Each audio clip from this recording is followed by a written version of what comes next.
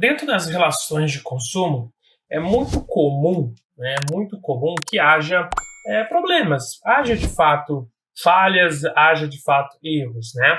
Então a gente precisa, dentro do contexto de relações de consumo, tanto como empresário quanto consumidor, entender quais são os direitos do consumidor amparados pelo Código de Defesa do Consumidor, para que, como empresário, eu não falte e nem fale, né, com esses direitos. Então é importante, né, eu ter essa visão. E também do lado do consumidor, como consumidor, porque não importa se você é empresário ou empresária, você vai ser consumidor, consumidora a qualquer momento, né? Você pode consumir produtos para sua própria empresa, produtos para sua própria vida pessoal, para sua família e tudo mais. Então, é de fato a visão de como que deve acontecer, né? Então, a gente tem dentro do CDC os direitos, né? O Código de Defesa do Consumidor ele vai trazer aí os direitos para a gente. Então, todos os direitos, né? Os direitos do consumidor, eles vão estar aí, os direitos básicos, que a gente chama, né? Os direitos básicos do consumidor, eles vão estar estabelecidos, né? Estão no artigo 6 do CDC. Tá? Do artigo 6. Então, se você pegar o Código de Defesa do Consumidor, ele vai estar lá. E eu resolvi trazer aqui para você, para a gente poder ler na lei, na íntegra, para que você entenda, tá? Então, bem simples aqui para você poder acessar o Código de Defesa do Consumidor. Basta você digitar Código de Defesa do Consumidor no Google, ele vai aparecer direto no site do Planalto, tá? Diretamente no site ali da República do Brasil, né? Ele vai trazer aí o Código de Defesa do Consumidor. A gente vem direto aqui para os direitos básicos do consumidor, lá no seu artigo 6º.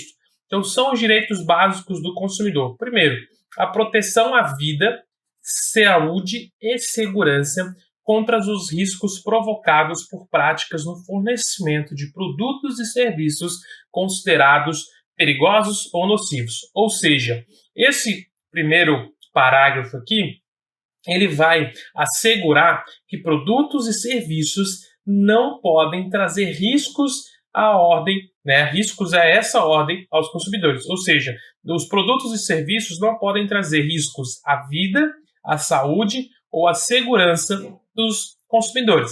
É claro, eu consigo me livrar de tudo isso? Não. Então, assim, quando o produto ou serviço ele vai apresentar esse risco, eu preciso garantir o quê? A segurança. Eu preciso garantir a segurança para o consumidor. Por exemplo, posto de combustível. Posto de combustível, eu tenho combustível e ali eu tenho um produto que ele é perigoso, né? Por quê? Porque ele pode explodir. Então a gente tem a questão da perigo e da nocividade. O que é o perigo, né? O que vai ser a visão aqui quando a gente fala de itens perigosos, né? A gente fala de itens perigosos. Estou falando de itens que podem causar acidentes. No caso, o combustível ele pode explodir. Então ele pode vir a ter isso aí. Quando eu falo de itens nocivos, né? Quando eu falei de itens nocivos, eu estou falando de quê? Eu estou falando do item que ele vai causar problemas de saúde, né? Problemas de saúde. Então, eu preciso garantir que haja, né, um mínimo de segurança possível para que o meu consumidor ele possa abastecer o veículo dele, né, sem que haja risco à sua segurança, à sua integridade física, tanto dele quanto do patrimônio, e também haja ali a segurança, a saúde dele, da sua família que estiver com ele. Então, eu tenho aí o direito básico do consumidor, que é a proteção à vida, saúde e segurança. O segundo direito básico do consumidor é o direito à educação e à divulgação sobre o consumo adequado dos produtos e serviços, assegurada as liberdades de escolha e a igualdade nas contratações. Ou seja, né, então o consumidor ele tem a liberdade de tomar, de escolher, de contratar, de comprar um produto ou contratar um serviço dentro dos parâmetros que ele precisa para as decisões. Ou seja, eu preciso entregar e eu preciso divulgar todas as informações que passem as informações básicas dos produtos. Por isso que quando você compra um produto, ele tem lá a tabela nutricional dele, né? Por quê? Porque como consumidor eu preciso saber a tabela nutricional daquele produto. Por quê? É a minha liberdade de escolha ao comprar aquele produto. A mesma questão, informações como peso, né, calorias, por exemplo, ingredientes, todas as informações do produto eu preciso saber para que eu possa fazer um consumo adequado. A mesma coisa acontece com o serviço. Se eu for contratar, por exemplo, um serviço de mecânica para consertar o meu carro, ele precisa ter um orçamento descrito com todos os serviços a serem realizados, especificando a divulgação do serviço para que eu possa tomar a minha decisão e assim o contratar. O ponto, olha como que é um ponto que muitas das vezes as pessoas fazem errado, algumas empresas fazem errado. É comum oftalmologias, né, fazerem parceria com óticas, né? Você sabe, as óticas que vendem a questão dos óculos. E aí eles fazem o seguinte, olha, faz aqui, né, um óculos comigo, ou vem aqui, eu vou fazer um preço mais barato para que você faça o exame de vista ali, o exame ocular, e aí você compra o óculos comigo. E o que acontece? Olha como que não dá liberdade de escolha. A pessoa escolhe fazer o exame de vista, né, o exame ocular com aquela ótica. A ótica direciona a pessoa lá para uma oftalmologia, para o oftalmo, né? Esse oftalmo faz o exame e o exame não fica com o paciente. Esse exame já fica na mão da empresa. E a empresa não dá a liberdade de escolha para a pessoa, que é aquela liberdade de, pô, peraí, eu quero fazer os orçamentos, eu quero consultar outras empresas. Não, simplesmente ela segura e fala, ó, já que tu fez o exame, eu te dei o desconto, agora vai fazer comigo. E muitas pessoas, elas são levadas ao erro a comprar produtos em óticas, que às vezes vão pagar mais caro pelo produto ou produtos de péssima qualidade por conta disso, porque não há a divulgação adequada e não há o quê? A liberdade de escolha. Porque quando eu não divulgo, quando eu não informo, quando eu não trato muito bem, eu não estou dando a liberdade da pessoa escolher aquilo que é melhor para ela, porque ela não entendeu, ela não sabe o que ela está comprando. Beleza? O terceiro direito básico do consumidor é a informação adequada e clara sobre os diferentes produtos e serviços com especificação correta da quantidade, características, composição, qualidade, tributos incidentes e preço, bem como sobre os riscos que apresenta. Tá? Isso significa o quê? Que é o direito à proteção contra a publicidade enganosa ou abusiva, para que não seja prejudicada a compreensão do público sobre um produto ou serviço. Então, todas as informações devem estar corretas. É aquela visão assim, se você compra um pacote de salgadinho, ele tem que estar dizendo lá quantas gramas ele vem. Vem 150 gramas, por exemplo. Tem que estar ciente, né, que ele vem 150 gramas. Eu tenho que estar especificando o sabor, eu tenho que estar especificando todas as informações, tem que estar ali, características, quantidades, composição, ingredientes, para que não haja esse enganamento, né? Não haja aí, né, a compreensão do público pelo que ele está comprando. É muito comum, né, vocês verem, né, e você vê, né, na internet o pessoal falando de produtos e tudo mais que induzem a um erro do consumidor, ferindo aí esse direito básico, né, ferindo esse direito básico da pessoa, ferindo o direito básico do cidadão, beleza? Então, a gente vai ter aí essa visão, a proteção contra publicidade enganosa e abusiva, métodos comerciais coercitivos desleais, bem como práticas e cláusulas abusivas ou impostos no fornecimento de produtos ou serviços, que é aqui, né, a próximo direito básico. Vem junto aqui, né, eles vêm junto, né, porque ela foi montada junto. Então a gente tem que métodos comerciais coercitivos e desleais, como esse que eu citei da ótica, né, onde eu vou fazer uma coerção, olha, tu foi lá, tu pegou o desconto, tu vai ter que fazer o óculos comigo, não tem como, né? Essas cláusulas abusivas também, impostos no fornecimento do produto ou serviço, tipo, se você cancelar, tu vai pagar isso, tudo fere o direito básico do consumidor, né? Outra questão que a gente tem é o direito à, né, proteção contratual, que é o quinto direito básico, que é a modificação de cláusulas ou contratuais que estabeleçam prestações desproporcionais ou sua revisão em razão de fatos supervenientes que se tornem excessivamente onerosas.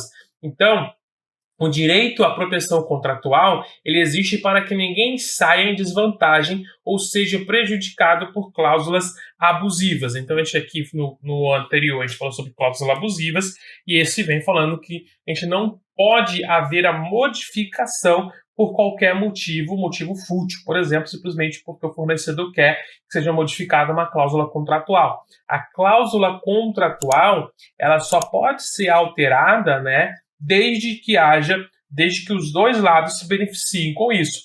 Se um lado vai se beneficiar, e até uma proteção para o fornecedor, não pode ser feita alteração contratual. O que se foi assinado, ele se permanece.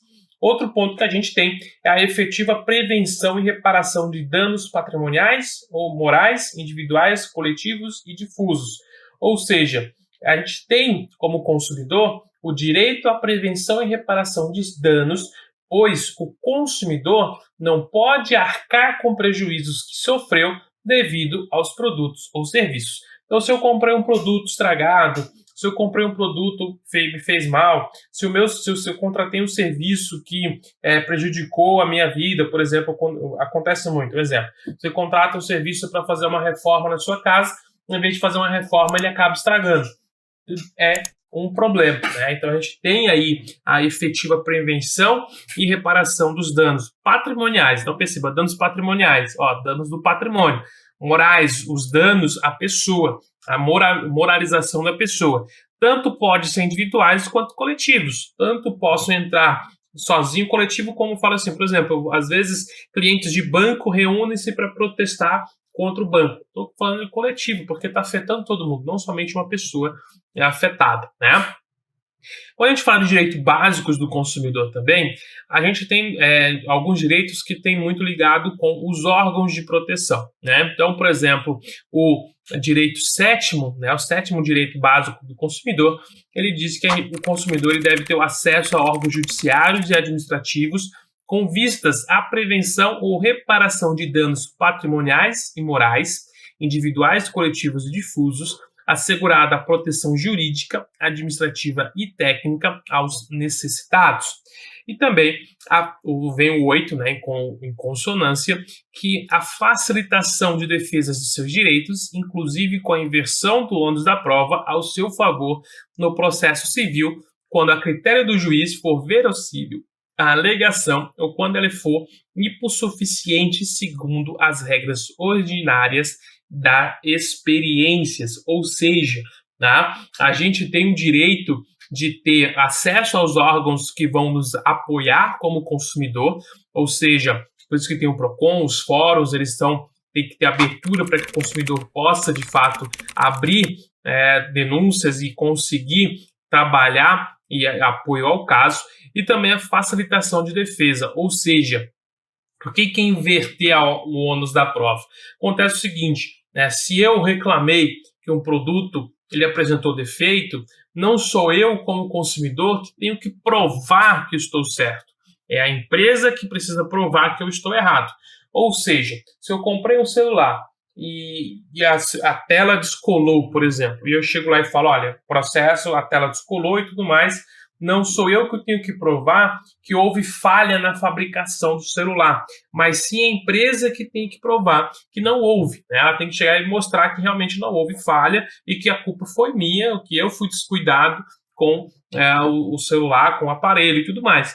Para que isso? Porque é muito difícil, o consumidor às vezes ele não tem conhecimento técnico suficiente para que ele consiga comprovar dados, comprovar informações, comprovar situações. Então inverte-se o ônus das provas para que a empresa que fabricou, a empresa que trabalha, ela de fato execute o melhor serviço ali dentro. Tá? A gente tem também o nono, ele é vetado, ele não existe mais, mas o 10º direito básico do consumidor é a adequada e eficaz prestação de serviços públicos em geral. Então, isso também, como eu falei na aula anterior, nós temos o quê? Que dentro da situação de fornecedores, eu não tenho somente fornecedores privados. Eu até mostro para você isso aqui dentro do nosso próprio dentro do dispositivo legal aqui, ó. Então, quando a gente fala do fornecedor, é toda pessoa física ou jurídica, pública ou privada. Então, quando há fornecimento de serviços públicos, nós temos como direito básico do consumidor a adequada e eficaz prestação dos serviços públicos em geral. É até piada a gente falar isso aqui, né, quando a gente tem a situação brasileira que os serviços públicos eles não funcionam, né, para as pessoas, eles são morosos e tudo mais. Mas é um direito básico do consumidor ter a prestação de serviço público de maneira adequada e eficaz. Beleza?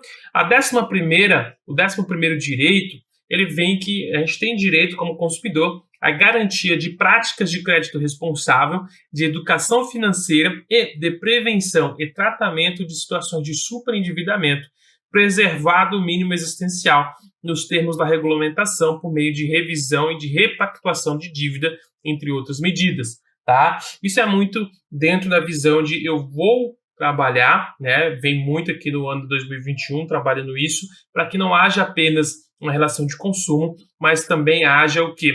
A educação financeira. Então, dentro das práticas, é preciso colocar isso. Como também vem o 12º, que é a preservação do mínimo existencial nos termos da regulamentação, na repactuação de dívidas na concessão de crédito. E informação acerca dos preços e produtos por unidade de medida, tal como por quilo, por litro e por metro por outra unidade, conforme for o caso.